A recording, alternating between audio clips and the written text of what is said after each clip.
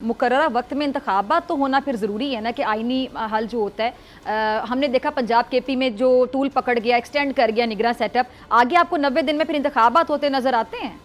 मुझे नहीं लगता, मैं काफ़ी डाउटफुल हूँ इस सारे मामले के हवाले से कि ये इलेक्शन जो है 90 दिन के अंदर ही होंगे, क्योंकि आमिर साहब बात सही कह रहे थे कि आइनी तौर पे तो वाकई हम पे बाउंड है कि 90 दिन के अंदर इलेक्शंस करवाए जाएँ। अगर तो असम्बलियाँ 9 तारीख को ही तहलील की जाती हैं, जो कि प्लान तो अभी तक यही लग रहा है। लेकिन पंजाब और केपी में जो कुछ हुआ है, जिस तरह हुआ है, और कानून की धज्जियाँ जिस तरह उड़ाई गई हैं, इसके बाद मेरे ख्याल में कुछ भी मुमकिन है। अब इस मुल्क में कुछ भी मुमकिन है और उसके जवाब भी आपको पेश कर दिए जाएंगे। बल्कि मैं तो यहाँ तक एक्सपेक्ट करता हूँ कि शायद ऐसा भी एक दिन हो सकता है कि जनाब अभी टेम्परेचर जो है ना वो बहुत ज़्यादा है या बहुत कम है, तो जिस दिन 24 डिग्री टेम्परेचर होगा तो शायद उस दिन हम इलेक्शन करवाएंगे। तो मेरे ख्याल में हम आइन, कानून, किताब, इन चीज़ों से जो है अब काफ़ी हद तक बाहर आ चुके हैं। अच्छा मंसूर, आपको इनकी क्या समझ आ रही है जो जोड़ तोड़ के माहिर समझे जाते हैं? मुफाहमत के बादशाह आसिफ अली जरदारी साहब, वो काफ़ी अरसे से हम देख रहे हैं, काफ़ी दिनों से मंजर आम से गायब हैं या मुकम्मल खामोश हैं? खामोशी के पीछे कोई बहुत बड़ी वजह नज़र आ रही है? अब मेरे ख्याल में ये जो कुछ भी हो रहा है, जो हम इस वक्त देख रहे हैं, मुख्तलिफ नाम जो हैं वो फ्लोट किए जा रहे हैं। आप मुझे बताइए, ये नाम फ्लोट करने का सिलसिला जो है ये कोई 1-2 दिन या एक हफ्ते से तो चल नहीं रहा। मेरे ख्याल में तो शायद अब 1 महीना हो चुका है। हमने सहाफ़ियों के नाम भी सुने हैं, हमने टेक्नोक्रेट्स के नाम भी सुने हैं, ब्यूरोक्रेट्स के नाम भी सुने हैं, मुख्तलिफ़ किस्म के मतलब हर शक्ल के, हर साइज़ के हमने नाम जो हैं वो सुन लिए हैं कि जनाब ये निगरान वज़ीर आज़म के तौर पे आएगा। लेकिन मैं ये समझता हूँ कि ये नाम मेरी मतलब ये ख़बर नहीं है। मुझे लगता है कि ऑलरेडी ये नाम कहीं पे फाइनल हो चुका है। बाकी मार्केट के अंदर नाम जो है वो फ्लोट ज़रूर हो रहे हैं, आते हैं, चले जाते हैं। ये सिलसिला जारी है। आपस में लोगों को इम्प्रेशन देने के लिए मीटिंग्स भी हो रही हैं, मुलाकातें भी हो रही हैं और बताया जा रहा है कि जनाब इस पे मुशावरत होगी तो उस पे मुशावरत होगी। लेकिन अगर कोई मुझे ये कहेगा, अगर मुझे ये कोई कन्विंस करने की कोशिश करेगा कि एक्चुअली ये नाम जो है वो शहबाज शरीफ और राजा रियाज साहब की मुलाकात के बाद तय होना है, तो मेरे ख़्याल में मैं कह ही लगा सकता हूँ इस बात के ऊपर, तो बेहतर ही है।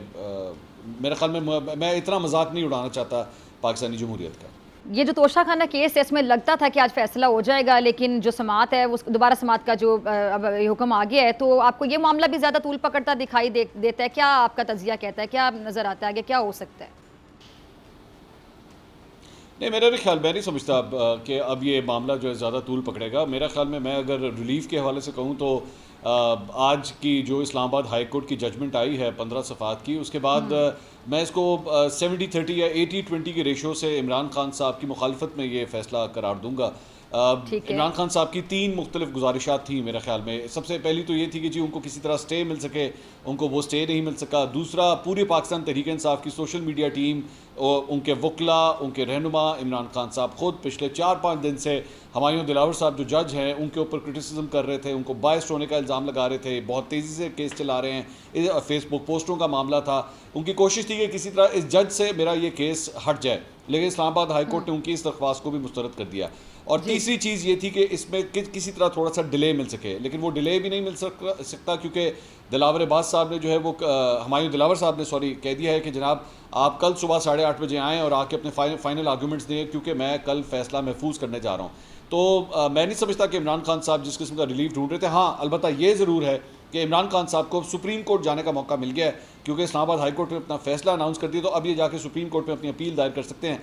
लेकिन प्रॉब्लम ये है कि कल और परसों सुप्रीम कोर्ट वैसे ही बंद है। तो कल अगर जाके रजिस्ट्रार के पास अपनी अपील या एप्लीकेशन देंगे भी तो अगले हफ्ते किसी वक्त जाके वो लगेगा। मेरे ख्याल में तब तक हुमायूं दिलावर साहब शायद अपना फैसला महफूज करके शायद हो सकता है अनाउंस भी करते हैं।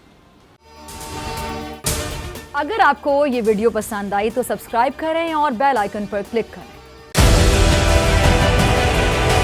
डिजिटल लोन स्कैम, आवाम को कर्जों के जाल में फंसाकर लूटने वाले भेड़िए बेनकाब। बोल की काविशें बाराबर साबित हो गईं। ऑनलाइन कर्ज माफिया के गिर्द घेरा तंग हो गया है।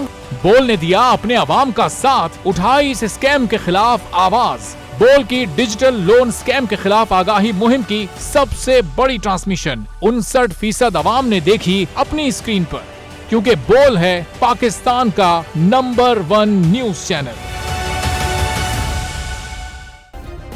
सब्सक्राइब करें और बेल दबाएं ताकि कोई खबर रह न जाए।